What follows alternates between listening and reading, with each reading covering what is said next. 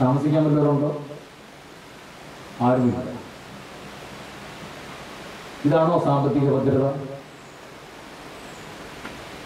ഇന്ന് മനുഷ്യന്റെ ആസക്തി, പണത്തോടുള്ള ആസക്തി, പണത്തോടുള്ള ത്വര അപകടപൂർണമായ ഒരു സ്ഥിതിവിശേഷത്തിലാണ് ഇവിടെ ഈ രാജ്യം കൊണ്ടെത്തിച്ചിരിക്കുന്നത്. അതിൻ്റെ മൂല്യത്തകർച്ചയുമുണ്ട്. പണം കൊടുത്താൽ എന്തും സാധിക്കാം, എന്തും കിട്ടും എന്ന ഒരു ചിന്തയിൽ മൗഢ്യമായ ഒരു പന്ഥാവിലാണ് മനുഷ്യൻ ജീവിക്കുന്നത്. അപ്പോൾ മീഡിയ, മണി, ഇതൊക്കെ മാനേജ് ചെയ്യാനുള്ള ഒരു വിൽ പവർ, അത് നമുക്ക് അത്യന്താപേക്ഷിതമാണ്. നമുക്കെല്ലാം പലരും വിൽ പവറുണ്ട്. പക്ഷെ സേ നോ എന്ന് പലതിനോട് പലരുടെ വിൽ പവറുണ്ട്. എനിക്ക് ആർക്കുമല്ല, ഞാൻ ക്രിസ്ത്യാനി ആയിരിക്കെ എനിക്കിത് ആർക്കമല്ല എന്ന് പറയാൻ. ഈയിടെ ഒരു റെസിഡൻഷ്യൽ സ്കൂളിൽ പഠിക്കുന്ന ഒരു കുട്ടിയെ കുറിച്ച് അവരുടെ മേട്രൻ പറഞ്ഞത്, നോമ്പ് കാലഘട്ടമാണ്, അവിടെ ഇറച്ചി കൊടുത്തപ്പോൾ 4ാം ക്ലാസ്സിൽ പഠിക്കുന്ന ഒരു പയ്യൻ പറഞ്ഞു, ഞങ്ങൾക്ക് ഇത് നിഷിദ്ധമാണ്, ഇത് ഞങ്ങൾക്ക് നോമ്പ് കാലമാണ്, ഞങ്ങൾക്കിത് നിഷിദ്ധമാണ്. ഈ 4ാം ക്ലാസ്സുകാരന് ഇത് പറയാനുള്ള ഒരു ആർജവം അത് കുടുംബത്തിൽ നിന്ന് ആർജിച്ചതാണ്. നമ്മുടെ പിള്ളേരെ എന്താ പറഞ്ഞാലും ഇവിടെ ആരും കാണുന്നില്ല, എന്ത് കഴിക്കാം, ഹോസ്റ്റലിൽ വേറെ കൂട്ടാനൊന്നും ഓപ്ഷനൊന്നും ഇല്ല, ഇതൊന്നും കഴിച്ചാലും ഇല്ല. പിന്നെ നായികരണല്ലോ, വായിലേക്ക് പോകുന്നത് ഒന്നുമല്ല, വായിൽ നിന്ന് വരുന്നതാണ് മനുഷ്യനെ അശുദ്ധൻ ആക്കുന്നത്. ന്യായീകരണങ്ങൾ ധാരാളമുണ്ട്. പക്ഷെ ആ 4ാം ക്ലാസ്സുകാരൻ അവൻ്റെ മേറ്ററിനോട് പറഞ്ഞു, ഞങ്ങൾക്ക് നോമ്പാണ്, അതുകൊണ്ട് ഇറച്ചി ഞങ്ങൾക്ക് നിഷിദ്ധമാണ്, എനിക്ക് നോമ്പിൽ എന്ത് വേണ്ട, ഇറച്ചി വേണ്ട. നമ്മുടെ കുഞ്ഞുങ്ങളെ ആ തലത്തിലേക്ക് വളർത്താൻ തൊക്കണം നമ്മൾക്കൊരു റോൾ മോഡലാകാൻ കഴിയുമോ? നമ്മളെ കണ്ടു വേണമല്ലോ നമ്മുടെ കുഞ്ഞുങ്ങൾ പഠിക്കുക. അവരും കുടുംബത്തിൽ, ഈയുടെ ഒരു ചെറുപ്പക്കാരനെ മാതാപിതാക്കൾക്ക് വലിയ തലവേദന, അവന് പ്രായം 30 കഴിഞ്ഞു, വിവാഹകാര്യം പറയുമ്പോൾ മാത്രം അവൻ അടുക്കുകയില്ല. ബാക്കി എന്തിനും അവൻ എല്ലാ കാര്യത്തിലും ഇടപെടും, പക്ഷെ വിവാഹത്തെക്കുറിച്ച് പറയുമ്പോൾ മാത്രം അവൻ അതിന് അടുക്കുകയില്ല. അപ്പൻ്റെ അമ്മയുടെയും പരാതിയാണ്. വിളിച്ച് സംസാരിച്ച് വന്നപ്പോൾ അവൻ പറയുകയാണ്, എൻ്റെ അച്ഛ 2 പേരുടെയും അടിപിടി കണ്ട് ഞാൻ മടുത്തു, ഇനി ഒന്നിനെ കൂടെ കൊണ്ടുവന്ന് ഈ കൂട്ടത്തിലിട്ട് ഞാനും ഇത് തുടങ്ങണം. പറഞ്ഞത് മനസ്സിലായി കാണും, മുതിർന്നവർക്കെങ്കിലും. ഇത് കണ്ട് മടുത്തു, കുറെ കാലമായി, ഞാൻ ജനിച്ച കാലം മുതൽ ഇതാ കാണുന്നത്, ഇനി ഒന്നിനെ കൂടെ കൊണ്ടുവന്നിട്ട് ഈ കൂട്ടത്തിലോട്ടാക്കി ഞാനും ഇത് തുടരണമോ? ടോംസിന്റെ ബോബനും മോളിയും കാർട്ടൂൺ നിങ്ങൾ പലരും വായിച്ചിട്ടാണ്, മുതിർന്നാലും ടോംസും കടന്നുപോയി, ബോബനും മോളിയും നിന്നുപോയി. ഇപ്പോഴത്തെ ഫ്രീ ടൈം സ്പെൻഡ് ചെയ്യാൻ നമുക്ക് പിള്ളേർക്ക് ധാരാളം ഉപാധികളൊക്കെ ഉണ്ട് അല്ലേ? പക്ഷേ പഴയ കാലത്ത് ഇങ്ങനെ ഉപാധികളൊന്നും ഇല്ലാത്ത കാലത്ത് മണ്ണ് വെച്ച് ചിരട്ടയപ്പൊക്കെ ഉണ്ടാക്കും. നിങ്ങൾ പലരും കളിച്ചു കാണും ഇല്ലേ? ചിരട്ടയപ്പം ഉണ്ടാക്കും, കഞ്ഞിയും കൂട്ടാനും വെച്ച് കളിക്കുക ഇല്ലേ? ഇതൊക്കെ അറിയില്ല. കട്ടിങ് ഗ്രാസും ചിരട്ട വെച്ച് കട്ടിങ് ഗ്രാസ് കൊണ്ട് കച്ചവടം കളിക്കുക. ചെറുനാഹമൊക്കെ ഉള്ളവരാണെങ്കിൽ ഒരു വയറൊക്കെ വള്ളിയൊക്കെ കെട്ടി ഒരു മൈക്ക് സെറ്റൊക്കെ ഉണ്ടാക്കി പാട്ടൊക്കെ ഇതൊക്കെയായിരുന്നു പഴയ രീതി. ഇപ്പോൾ ബോബൻ, മോളി, ഒരു മുട്ടപ്പയ്യൻ, ഒരു പൂച്ചക്കുഞ്ഞ്, ഇതാണെങ്കിൽ അതിനകത്തെ കഥാപാത്രങ്ങൾ. ഒരു ദിവസം മുട്ടപ്പയ്യൻ വന്നിട്ട് മോളിയോട് പറയാം, മോളി, ബോബ, നമുക്ക് അച്ഛനും അമ്മയും കളിക്കാം. സെക്കൻഡ് സീൻ മോളി പറയണേ, ഇല്ലേ ഇല്ലേ ഞാനില്ലേ, അച്ഛനും അമ്മയും കളിക്കാൻ ഞാനില്ല. തേർഡ് സീനിൽ മോളി പറയാണ്, അടിപിടി കൂടാൻ ഞാനില്ല. ഫ്ലാഷ് ബാക്ക് കാണിക്കുന്നുണ്ട്. ബോബന്റെ മോളിയുടെയും പിതാവ് ഒരു അഡ്വക്കേറ്റ്, വക്കീൽ സാർ വരുമ്പോൾ ചെരവത്തടിയും കൊണ്ട് നിൽക്കുന്ന അമ്മയാണ്.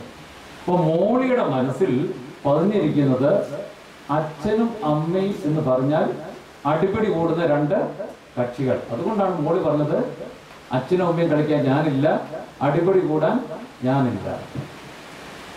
ഒരു വളർന്നു വരുന്ന മനസ്സിൽ മാതാപിതാക്കളെ കുറിച്ചുള്ള ചിത്രം, അതാ ഞാൻ ആദ്യമേ ചോദിച്ചത്, ഈ ഡാഡിയും മമ്മിയൊക്കെ തന്നെ മതിയോ എന്ന് ചോദിച്ചത്. അവർക്ക് നല്ല മാതൃകൾ നൽകിയിട്ട് നമ്മുടെ കുടുംബം ധന്യതയോടെ നയിപ്പാൻ നമുക്ക് സംഗതിയാക്കണം. അതിന് തക്കവണ്ണം നമുക്ക് നൽകുന്ന പ്രബോധനങ്ങളാണ് വിശുദ്ധ ഗ്രന്ഥം. അതുകൊണ്ടാണല്ലോ സഭ നിഷ്കർഷിക്കുന്നത്, പ്രാർത്ഥിക്കണം, വേദപുസ്തകം പഠിക്കണം, നോമ്പും ഉപവാസവും ആചരിക്കണം. ആരാധന ജീവിതത്തിൻ്റെ മുഖ്യ സ്രോതസ്സാണ്. എത്ര നേരം പ്രാർത്ഥിക്കണമെന്ന്? 7 യാമങ്ങളിൽ പ്രാർത്ഥിക്കണമെന്ന്. കുറഞ്ഞത് എത്ര നേരങ്ങളുമായിട്ട് അത് നടത്തണം? 3, അത് സാധിച്ചില്ലെങ്കിൽ 2 പ്രാർത്ഥിക്കണം. ദശാംശം കൊടുക്കുക എന്നൊരു ക്രിസ്ത്യൻ ധർമ്മമുണ്ടല്ലോ, ക്രിസ്ത്യൻ വർഷിപ്പിലൊന്നാണല്ലോ, അല്ലേ? താങ്ക്. നമുക്കുള്ളത് മണി മാറ്റീസിൽ മാത്രം കൊടുക്കണമെന്നുള്ളതാണ്, ഇല്ലേ? ബാക്കിയൊന്നിനെ കുറിച്ചും ബോധമില്ല. പക്ഷെ നിങ്ങൾ പാട്ട് പാടുമല്ലോ, എന്താ? എൻ്റെ ബുദ്ധിയും എൻ്റെ ശക്തിയും എൻ്റെ ആരോഗ്യവും എൻ്റെ സൗന്ദര്യവും നീ തന്നതൊക്കെയും സർവവും ചങ്കത്ത് കഴിക്കണമെന്ന് പാടാണ്.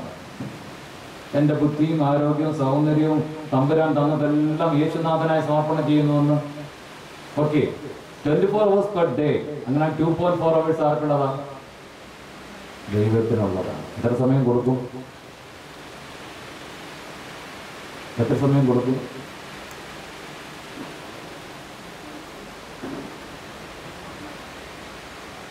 ഈയിടെ വിദഗ്ധമായി അതിനെക്കുറിച്ച് പഠിച്ച തിരുമേനി നിർമ്മാണത്തിനൊക്കെ യോജിക്കുന്നില്ല. ഒരാൾ പറഞ്ഞു, അച്ഛാ, ഈ 7 കാനോനിക്കൽ അവേഴ്സ് കൃത്യമായി ഒരു നിശ്ചിത സ്പീഡിൽ നടത്തിയാൽ 2.4 hours കൊണ്ട് 7 കാനോനിക്കൽ അവേഴ്സും ഫുൾഫിൽ ചെയ്യാനായിട്ട് സാധിക്കുമെന്ന്.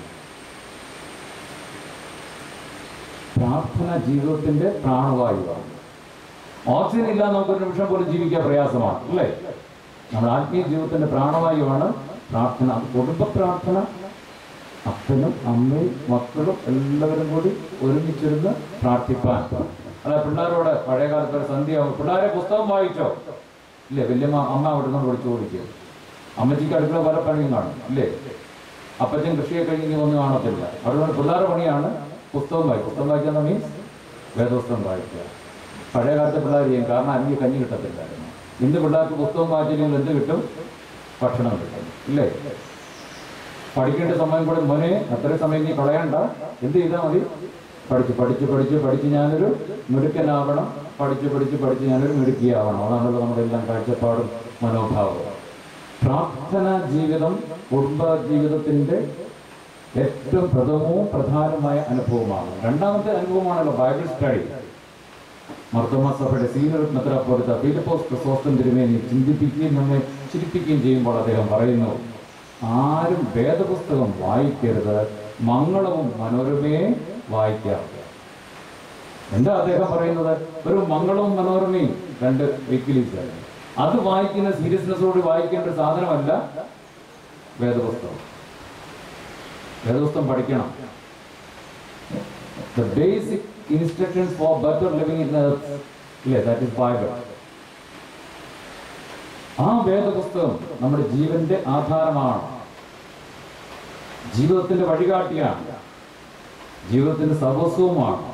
വേദപുസ്തകം പഠിക്കുവാൻ നാം നിമിഷങ്ങൾ കണ്ടെത്തണം. എന്നിട്ട് ഒരു ഓപ്പൺ ഡിസ്കഷൻ, എന്താണ് ഇതിൽ നിന്ന് നമുക്കുള്ള മെസ്സേജ്? അപ്പനും അമ്മയും മക്കളെല്ലാം കൂടി ചേർന്നിരുന്ന് പങ്കുവെക്കുവാൻ വേദപുസ്തക പഠനം കുടുംബജീവിതത്തിൽ അത്യന്താപേക്ഷിതമാണ്. നോമ്പും ഉപവാസവും 5 കാനോനിക നോമ്പുകൾ plus ordinance days and Fridays, അല്ലേ? നിങ്ങളൊക്കെ നോമ്പൊക്കെ നോക്കുന്നവരാണ്, നോക്കിയൊക്കെ. പിന്നെ ആരാധനാ ജീവിതം.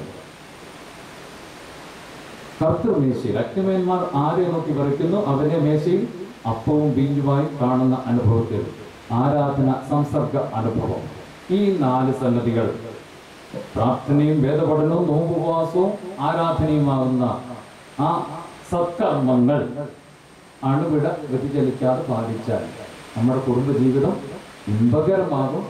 അങ്ങനെ ഇമ്പകരമായിരിക്കുന്ന ഒരു കുടുംബം നയിപ്പാൻ സർവശക്തനെ ആശ്രയിച്ചുകൊണ്ടോ വിശ്വാസവും സ്നേഹവും പ്രത്യാശാഭരിതവുമായ ജീവിതം പരസ്പരം അംഗീകരിച്ച് സഹവർത്തികളായി ബഹുമാന ആദരവോടുള്ള സ്നേഹം പങ്കുവെച്ച് ഐക്യത്തിന്റെ ആത്മാവിൽ ജീവിച്ച് ആശയവിനിമയം നടത്തി അംഗീകരിച്ച് മനസ്സിലാക്കി പങ്കുവെച്ച് വിട്ടുവീഴ്ച മനോഭാവത്തോടെ ഉൾക്കൊണ്ടുകൊണ്ട് സ്നേഹത്തിന്റെ സാക്ഷികളായി ജീവിക്കാൻ നമുക്ക് സാധിക്കുമെങ്കിൽ ധന്യമായ ഒരു നല്ല നാളെ കെട്ടിപ്പടുക്കുവാനായിട്ട് സാധിക്കും. അതുകൊണ്ടാണ് വിശ്വാസികളുടെ പിതാവ് എന്ന് നാം വേദപുസ്തകത്തിൽ സാക്ഷിക്കുന്ന അബ്രഹാം മകന് പകർന്നു നൽകിയ ഒരു വലിയ പാഠം. അദ്ദേഹത്തിന്റെ ജീവിതത്തിൽ നഗരത്തെയും ദേശത്തെയും ചാർച്ചക്കാരെയും വിട്ടുള്ള പ്രയാണത്തിൽ താങ്ങും തണലുമായിരുന്ന കരുതുന്നവനായ ദൈവം, ആ ദൈവത്തെ മകനും പകർന്നു നൽകി. വാർദ്ധക്യത്തിൽ തനിക്ക് ലഭിച്ച മകനെ ബലികഴിപ്പാനായി പറയുമ്പോൾ മാർഗമധ്യേ അബ്രഹാമിനോട് ഈ മകൻ ചോദിക്കുന്നു, അപ്പ തീയും വിറകും കത്തിയും ഒക്കെ ഉണ്ട്, അർപ്പാനുള്ള ആട്, where is the lamb? എന്തായിരുന്നു അബ്രഹാമിന്റെ മറുപടി? Surely he will provide one for you. Surely he will provide one for you. നിനക്കായി കരുതുന്ന ഒരു ദൈവം. അബ്രഹാം വിശ്വസിച്ചു, എന്നെ കരുതുന്ന ഒരു ദൈവമുണ്ട് എന്ന്. ആ കരുതുന്ന ദൈവത്തെ ആർക്ക് പകർന്നു കൊടുത്തു? മകന് പകർന്നു കൊടുത്തു. നിന്നെ കരുതുന്ന ഒരു ദൈവം. ബലിപീഠം തയ്യാർ ചെയ്ത് കൈകാലുകൾ ബന്ധിച്ച് ബലിപീഠത്തിൽ കിടത്തുമ്പോൾ പോലും യാതൊരു ശങ്കയുമില്ലാതെ അബ്രഹാമിന് സാക്ഷിപ്പാൻ കഴിഞ്ഞ സാക്ഷ്യമായിരുന്നു കരുതുന്നവനായ ദൈവത്തെ. തലമുറകളിൽ ഈ വിശ്വാസത്തെ പകർന്നു നൽകി വിശ്വാസധിഷ്ഠിത പന്ഥാവിൽ മുന്നേറുവാൻ ദൈവാശ്രയ ബോധമുള്ള ഒരു നല്ല തലമുറയെ വാർത്തെടുത്തുകൊണ്ട് കുടുംബജീവിതം ധന്യമാക്കുവാൻ ഏവർക്കും സംഗതിയാക്കട്ടെ എന്ന് പ്രാർത്ഥിച്ചുകൊണ്ട് ആശംസിച്ചുകൊണ്ട് ഈ ചെറിയ ചിന്തകൾ നിങ്ങളുടെ മുമ്പാകെ അവതരിപ്പിച്ച് ഒരു പങ്കുവയ്ക്കലിന് വേണ്ടി, പരസ്പരമുള്ള ആശയവിനിമയത്തിനു വേണ്ടി വേദിയിലേക്ക് നിങ്ങളെ സ്വാഗതം ചെയ്തുകൊണ്ട് ഞാൻ നിർത്തുന്നു. അവസരം നൽകിയ വന്യ തിരുമേനിയോടും എല്ലാ ചുമതലകളും നന്ദി സ്നേഹവും.